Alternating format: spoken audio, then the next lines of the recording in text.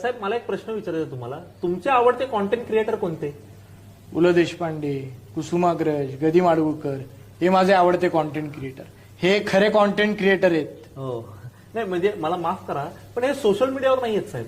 कारण का ते मनात येत. कळलं का? हाच आपल्या मराठी माणसाचा प्रॉब्लेम आहे, खास करून तुमच्या पिढीचा. बाहेरच्यांनी कोणीतरी सांगितल्यावर तुम्हाला कळतं की मराठी माणूस किती मोठा आहे ते. झाकीर खाननी सांगितलं तेव्हा कळलं लोकांना की पु ल देशपांडे हे भारतातले पहिले स्टँडअप कॉमेडियन आहेत म्हणून. परेश रावलनी जेव्हा मराठी नाटकाचं कौतुक केलं तेव्हा तुम्हाला त्याचा दर्जा कळाला. तुमचा दुसऱ्या भाषेंवर एवढा राग काय? नाही, मला कुठल्याही भाषेवर राग बीग नाहीये. मला मराठीवर प्रेम आहे. आणि जो आपल्या भाषेवर प्रेम करू शकतो तोच दुसऱ्याच्या भाषेवर प्रेम करू शकतो. कळलं ना? आणि तुम्हालाही कुठल्याही दुसऱ्या भाषेवर प्रेम बीम नाहीये. तुम्हाला दुसऱ्या भाषांचा मोह झालाय. तुम्हाला वाटतं दुसऱ्यांच्या भाषेत बोललं म्हणजे आपण फार हुशार झालो.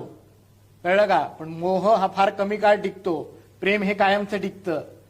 त्यामुळे पहिली आपली भाषा टिकवा, आपल्या भाषेवर प्रेम करा, मग बाकीच्या भाषा सांभाळा.